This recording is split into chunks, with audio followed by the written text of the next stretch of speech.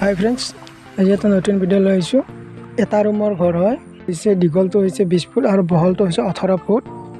আৰু ইয়াত এখন বাৰাণ্ডা আছে, বাৰাণ্ডাখন 5 ফুট আৰু ৰুমৰ চাইজ হৈছে 15x18। এই ঘৰটোৰ এইটো ৰুমৰ খৰচা কিমান হৈছে আপোনালোকক কৈ যাম, ভিডিঅ'টো শেষলৈ চাই যাব। এই ঘৰটোৰ টোটেল ইটা গৈছে 2500 ইটা আৰু পিনটোত খাইছে 700 আৰু বাকী পিনৰ ওপৰৰ পৰা খাইছে 1800 ইটা। আৰু এই ঘৰটোত ৰড গৈছে 30 পিচ আৰু ইয়াত খিৰিকী ফ্ৰেম আছে 3টা, 2টা 3 পাল্লা আৰু এটা 2 পাল্লা হয়।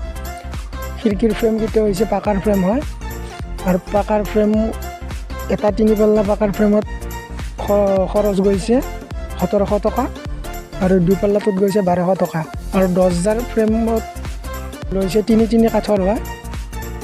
খৰচ গৈছে বনোৱা খৰচ গৈছে 1100 টকা 3টা কাঠৰ ফ্ৰেমত আৰু ইয়াৰ কাঠত গৈছে 4000 টকা 3 কাঠত। আৰু ইয়াৰ ওপৰৰ ভেণ্টিলেশ্যনবোৰ পাকাৰ দিয়া গৈছে। এই পাকাৰ ভেণ্টিলেশ্যনবোৰ পাৰ পিচ 100 টকা বা 120 টকা লোৱা হয়।